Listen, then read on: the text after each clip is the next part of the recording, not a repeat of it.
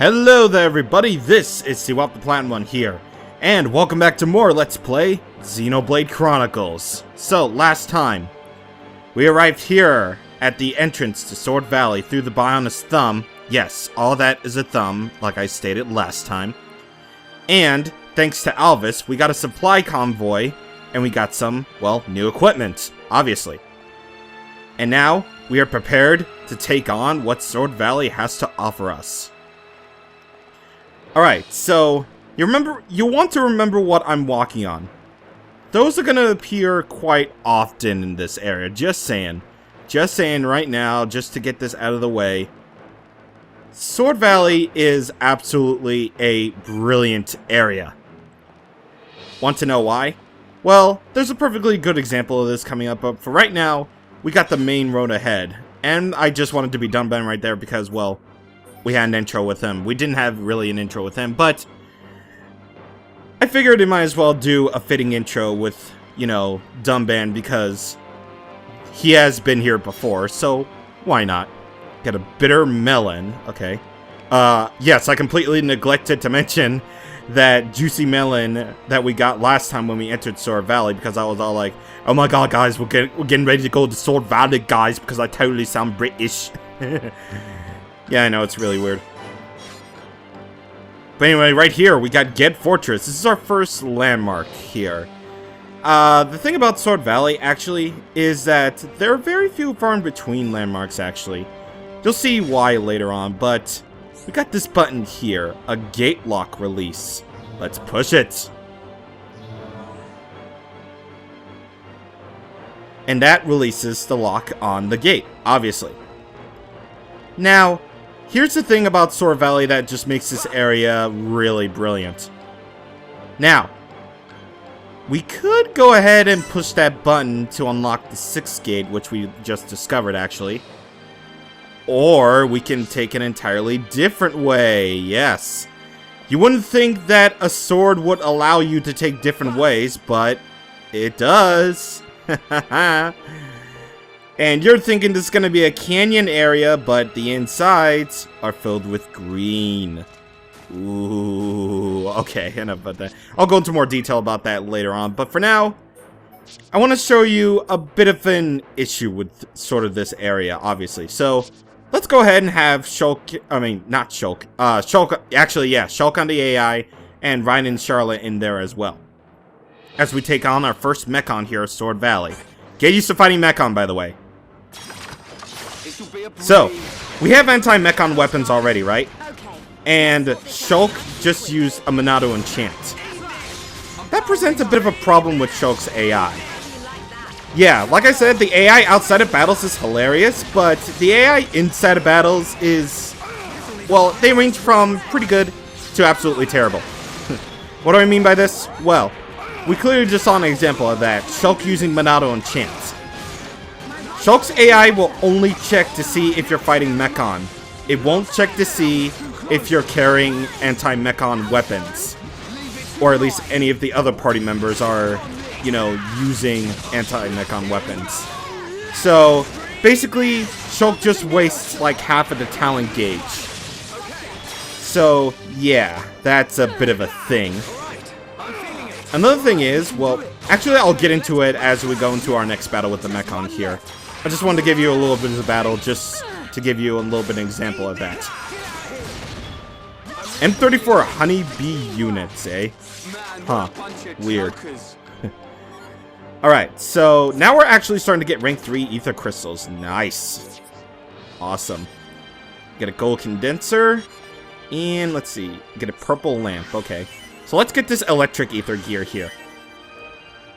You know, speaking of ether gear, that kind of brings me to something kind of personal, actually. I've rehearsed this LP like nuts. Like, I play tested this part so many times in my mind that I keep pronouncing ether gear as ether crystal deposits, when clearly we're not on Bionis anymore. We are on the Sword of the Mechonis, so clearly we're on Mechonis territory now. If the you know, if the thing is any indication.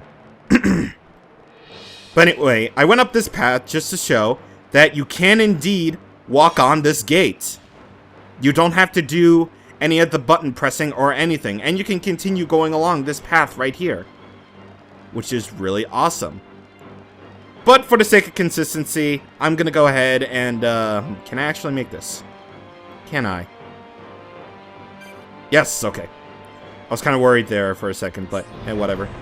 We're gonna be good little boys here and just go ahead and, do all that stuff and stuff. And by the way, we're floating in midair! How does he do that? Nah, it's not really as cool. Yeah, we're floating in midair! Yep. That's the thing about this area, folks, when you're going through gates. Get another purple lamp. Yeah. And actually, speaking of purple lamps, believe it or not, the person who actually likes this item, if you decide to give purple lamps, is Melia. Yeah, no joke. Like, let me actually go into my items right here and gift something for Melia, actually. Let's have, Charla and Melia, or actually, Charla give the gift to Melia, actually. Yeah, Melia. Yeah, see? She likes purple lamps. And according to the Collectopedia, it's a part. I have no idea how she's able to do that. Maybe she's trying to get on Shulk's good side because he's all like, oh yeah, I love machines, they're the greatest. And Melia's just like, I must double my efforts to make sure I like machines. I could just imagine that, like, one day, Shulk is giving, like, Melia a present, and Melia's all like, ooh, purple lamp. It's purple, and it's a lamp. Neat. Alright, so here's yet another pathway that we can take on the inside. Yeah, like I said, Sword Valley is absolutely brilliant, because whoever decided to make Sword Valley a sword, which is supposed to be a straight object, whoever decided to make this a sort of a non-linear area, by the way, this is the 5th gate, give them a raise, give them a check, hell, make them president of Monolith Soft, because this area is absolutely brilliant. Seriously, it is. And, yeah, just the non-linear nature of this game. Like, okay, think about the areas that you've been to already. They've mostly been, like, wide open spaces and all that, like Bionis Lake, Satoral Marsh, Magna Forest. Those are all, like, wide open areas that you can just explore and gain experience with and all that stuff. But you would never actually think that a sword would be a non-linear area. You were probably expecting to be all like, this is gonna be the first like linear area after the game did so well in just, you know, giving you a whole bunch of open worldness or whatever you call it. But nope. Sword Valley is just as non-linear as you think. There are a lot of alternate pathways for you to take in order to get to your destination, and it's just all really good. Yeah, Sword Valley is just one of those areas that it just blows away all your expectations, even if you didn't expect, like, Sword Valley to be this kind of area. Then again, you're playing Xenoblade Chronicles. You would expect it at this point. Anyway, we have the Dolgan Outpost here, and we have a surprise quest. Secure Dolgan Outpost. We need to defeat a unique monster known as Prudent Person. Yes, Prudent Person. Yeah, that's probably one of the best names you'll hear. Ever. Just ever. Alright, so let's get in Dumban and Ricky in here. Really, we'll only need enchant for, you know, Dumban here. So, it shouldn't be too much of an issue. But yeah, as for, you know, the Shulk being on the AI and all that stuff, it's definitely recommended that you'll want to be playing as Shulk a lot. Don't let the AI take control of Shulk. Just don't. Because he'll just waste Monado enchants when you clearly don't need it. Or rather, in the case of, well, you know, stuff. In the case of, you know, stuff. Yes, that is exactly what I mean. Let's get this gate lock release all open here. And yes, we did actually need to go here in order to unlock that gate, because unfortunately there is no way to get there as far as I know. But, you'll forget, we have a surprise quest. We have to take out Prudent Person. So, before reaching the top of these stairs, be very careful. Because if this Mechon will show up, Right there. This is a covert killer. If it spots you, it will alert other Mechon to your presence, and you're basically gonna have a whole bunch of Mechon on your ass. And this particular one can call out Prudent Person and its posse. Yeah, seriously, it can. So just take out that covert killer first before moving on to Prudent Person and his little gang. Alright, let's get this Windy the Crystal right here. And let's go ahead and do this. Alright. Let me actually get in Melia. Yeah, let's do that. So I might as well explain about Melia and why anti-Mechon weapons aren't really so useful on her. If you've been playing the entire game up to this point, you would realize that Melia has ether-based attacks. Most of Melia's attacks are ether-based indeed. So basically, anti-Mechon weapons are pretty much useless on her. Because, again, her ether-based attacks hurt Mechon normally.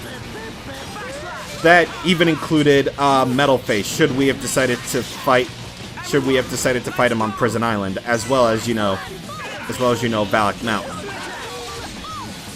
Alright, so we got another Monado, actually, a chain attack on here, so let's do it. So, get Backslash. We actually have an Elemental, so let's do a Blaze. And let's go for the Bitey Bitey. Not bad. Cool. We're gonna get some damage over time right here.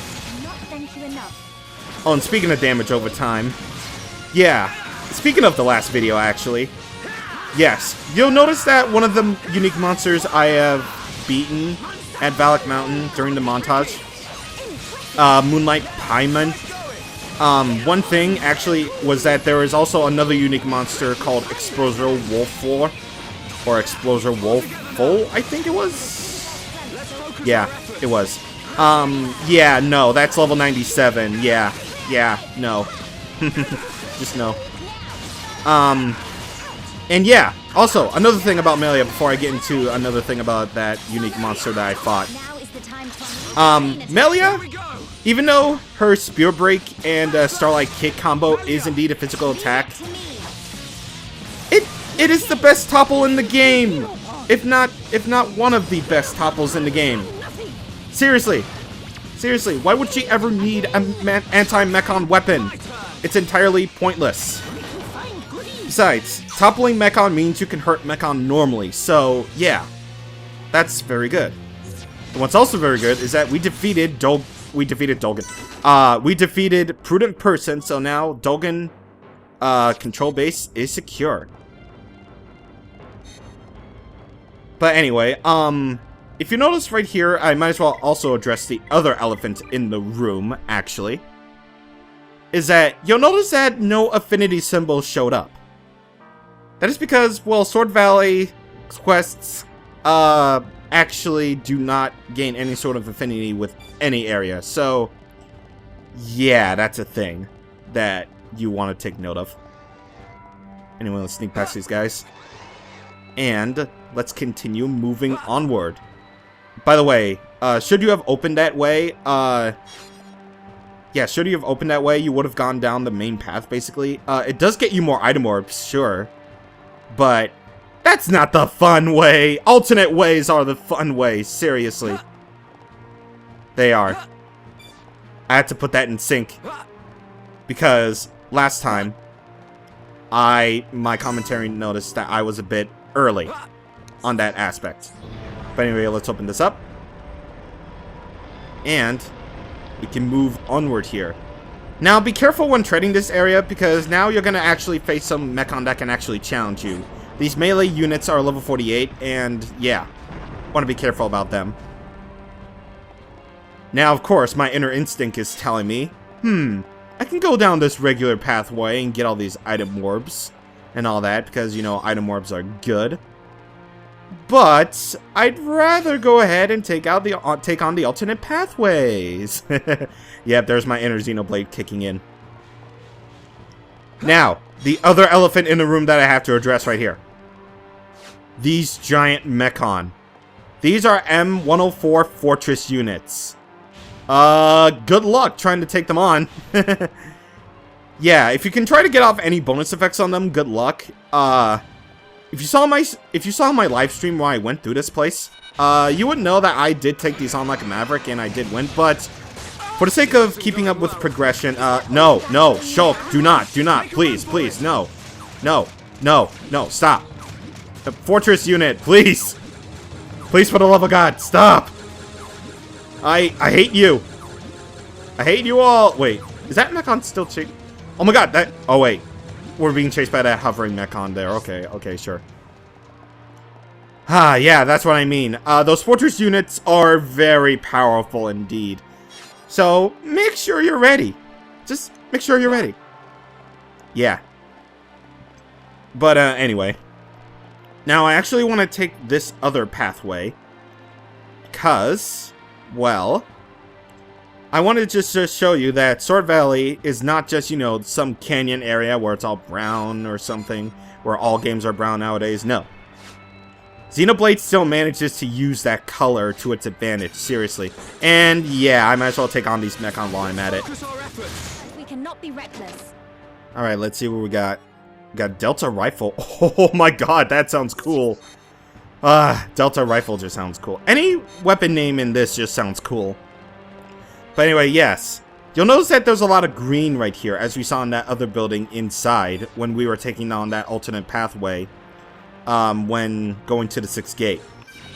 Xenoblade still manages to use that color to its advantages. Seriously, it does. Like, you're not just expecting a brown sort of area like you do in, like, well, let's face it, every first-person shooter ever made. Even though I'm pretty sure there's some that use color. I get it. Far Cry uses it. But yeah, it still manages to look pretty. Seriously, it does, even for an inside area. Reason why we're going through here, Amethyst Melon. What's up with all the amethysts nowadays? Seriously, let's have a little dialogue about this. And we got a rare fire crystal. Nice. Yeah, let's have a little dialogue about this. Actually, let me go back the way I came, because this is gonna take a while for us to get back there. My first real cut in Pinnacle Studio. Anyway, what was I talking about? Oh yeah, I might as well talk about this. The music in Sword Valley. Sounds like freaking Star Wars, seriously. Cause all bum bum bum bum bum bum bum. Yeah. When you first enter Sword Valley through Valak Mountain, you know some shit's about to go down. Seriously, you know. Judging from that thing alone. It's just too good. And if we go along this way, you'll find yet another way that we can go. And this actually does lead into where we're supposed to go. Now, don't stay here for too long, actually, because this is ether. And somehow it hurts us. Interesting to know. Terrain defense gems would be helpful in this, but the path is so narrow anyway, so why would you even bother? And besides, your party members aren't really affected by this at all. They just go down to 1 HP when they're done with terrain like this. But anyway, here we have the ether storage area, and look at this.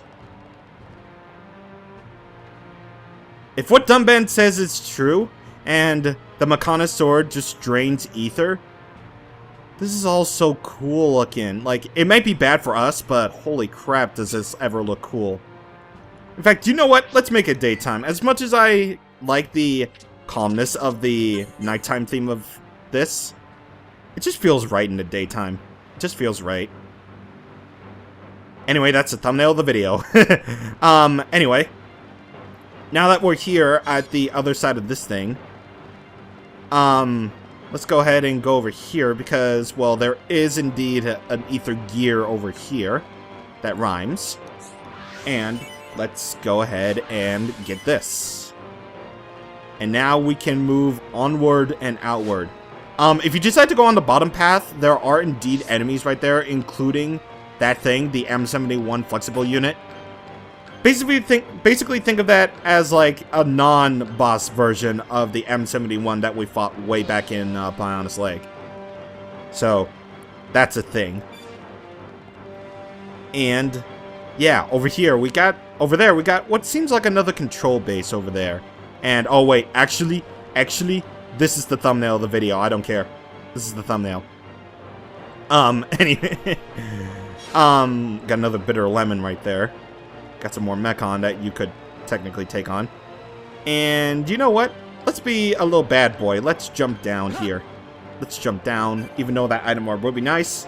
We're gonna go for it. The Analda control base. And as soon as you step through it, you're gonna have another surprise quest. Secure Analda control base. You need to defeat Tranquil Morax, a unique monster of sorts. Yes, you do. Yes, we do indeed. Anyway, let's get in Charlotte in there, because we need ether users here. Why not? Let's get the ether crew all up in here. So, yes. Let's see. We're gonna want to have to take care of that, covert killer there, because, well, that covert killer, spoiler alert, is going to alert Tranquil Morax and his little gang. So, yeah, we're gonna have to watch out for that. You know what? Let's take on this harvester unit while we're at it. And no. Wait, where's it go? Okay, you're going for Charlotte, obviously.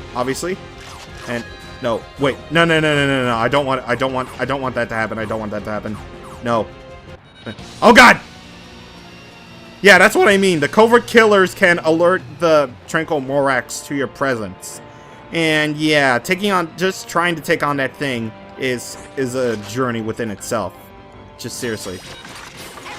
No, you're not getting away. Okay, thank you. You didn't get away. Thank you, sir. Alright, so let's take care of this guy really quick. And I'll see you guys whenever we have done taking on this thing. I should probably flip a table for that grammar, but sure. Alright, let's see what we got. Got a fire cylinder, cool. And got a quality plate. Sweet. Alright, so, how am I gonna take this on, actually? You know what? Let's actually, what should I do? What can I do? You know what? Yeah, I'm gonna bring in Shulk in this. And, you know what? Yeah, let's bring in the anti-Mechon crew all together here. So, we got, Shulk, Ryan, and Ricky all up in here. So, let's, do this. Now, as with, Prudent Person, you'll want to take out the, other two guys first. So you can go ahead and focus on the big guy alone. Now, I have one tip, and one tip for you only when taking on Tranquil Morax. Well, actually, let's save that for when we actually do take him on, because, well, taking on these, android units isn't really gonna be that bad in the long run. So, let's go ahead and do this. Let's do it. Let's get Break all up in here. And here we go indeed. Alright. So, when taking on Tranquil Morax, one thing and one thing only. Put up a Monado shield as best as, well, as soon as you can, because this thing, believe it or not, has a level 6 talent art. That's basically what I mean by the talent arts being kind of sort of mean in this area. Seriously. They're mean. They're too mean. Alright, so let's do Sword Drive. And let's actually show off Ricky's new art here. Peekaboo! If you attack Mechon from the side, they can sometimes inflict confuse. Oh, and it actually works. According to my experience, or at least Chuck and Conway's experience, that never works. Holy crap. Ooh, one more. And let's go for Hammer Beat. Another thing about Tranquil Morax, actually, is do not topple it whatever you do. Do not topple it whatever you do, because it has, believe it or not, a spike in which it can put you to sleep if you topple it. So, yeah, that's a thing. About Confuse as a status, basically it means you'll wander around without any control whatsoever. So, yeah, just be careful of that. And also, Overeater 6 causes HP down status, too. So, yeah, again, very rare status here. But anyway, we got Blade Boots, Mountain Spear, and Electric Ether Cylinder. Not bad. Not bad at all. As one Dumban would say. And speaking of Dumban, I might as well go into him next because, again, he's got new art to show off, and I probably want to show it in this video. Just saying. But anyway, we secured Dolgan Outpost. We don't get any, if any, with, you know, anything. But, you know, it's a living. Wah, wah, wah, wah, wah, wah. Alright. So, let's keep in Shulk here, and let's bring in Melia. Okay, so, we have this group of Mechon here that are just jogging. You know, they're just chilling, or doing a training exercise? I don't know. But, what I do know is that Mechon is entirely rested. And we got a Darkness Bottle. We have a unique monster known as Defective Ipos. And again, you'll want to go ahead and take out its posse first before taking on this thing. Thank you, Shulk, for enchanting me early. So, I might as well show a Dumben here because he's got 24% more haste, meaning his auto attack will go up 24% faster, which means more and more Talon Arts, obviously. And we got Soaring Tempest there, and yeah, that's the combo again at work. Now, Dumben's new art is called Final Flicker. Let me actually get into a chain attack here. Yeah, let's get into a chain attack. Why not? Alright, Soaring Tempest. And let's see, do you have an elemental? Yes, you do. Blaze, baby! And Shulk, you do not have anything, so let's do a backslash. I thought we were gonna get in a Born in a World of Things. Okay. So, yeah, you know what? Let's do it outside of chain attack. Let's break the mold. Born in a World of Robots against the sword. This is the thing with the Ipos. Yeah, that didn't make any sense, but okay. Once again, Overeater 6. Very mean Talon Art indeed. So we're going to want to put up a Monado Shield immediately. Alright, so Dumben's new art, Final Flicker. It sacrifices HP to fill up 50% of the talent gauge. That is definitely not that bad considering that Dumben is all about agility. So, yeah, he's going to be often dodging attacks anyway, so it's pretty much like, you know, it's pretty much like, yeah. But yeah, let's see this. As you can clearly see, Dumben's auto-attacking is really fast now, thanks to the haste. And that means he can fill up his talent gauge really fast, thanks to the haste. Plus, he's got double attack gems on, so, again, that's a very good thing.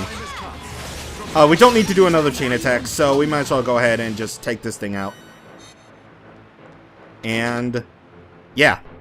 With that Infinity Coin in hand, we get the Endymion! Holy crap!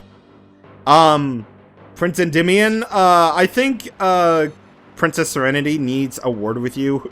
Because somehow you've been turned into, like, a sword, I think. I don't know what the Endymion is for. But, yeah. Anyway, Meaty Carrot, huh? Okay. Get Darkness Bottle. And, let's go over here as the last thing that we're going to be doing. What time are we at, actually? 31 minutes. Okay, that's actually not that bad. Considering the last video, that I had to do like an hour and 20 minutes. Seriously. Right, so anyway, opening up this gate right here, the third gate. It opens up this thing. Obviously. And as soon as you step through the third gate, if the thing will let me, you get another surprise quest. Third gate front line. We had to defeat the reinforcement M104. Yeah. Yeah, if you couldn't tell, this quest basically has you dealing with all these Mechon, including the Fortress unit, at level 53, no less. We're not going to take care of that until later. Because something I probably should have mentioned, is, without spoiling specifics, Sword Valley is a particularly special area, let's just say. Because you're not going to always come back here. So that's why you're probably going to want to be more diligent in taking on unique monsters and discovering every little area in Sword Valley. So, it's definitely most recommended that you'll want to take this on your first visit. You can take it on future visits, but again, you're not always going to be coming back here. So, if that point ever comes, I will let you know. But anyway, as the sun sets on this beautiful... Really? Really? I already beaten your ass before. What more do you want from me, game? What more do you want? Leave me alone. Thank you. Anyway, now that we're done here, and with this gorgeous view of the Inalda control base and the ether as well, which looks really pale for some reason, we are going to stop things here, because we gotten a lot done, and we're pretty close to where we need to go next. Next time on Let's Play Xenoblade Chronicles, we're going to explore every last bit of Sword Valley, as we are right now, and we're going to keep on heading towards the hilt, Galahad Fortress. So, I will indeed see you guys on the next time. Thank you for watching, and goodbye.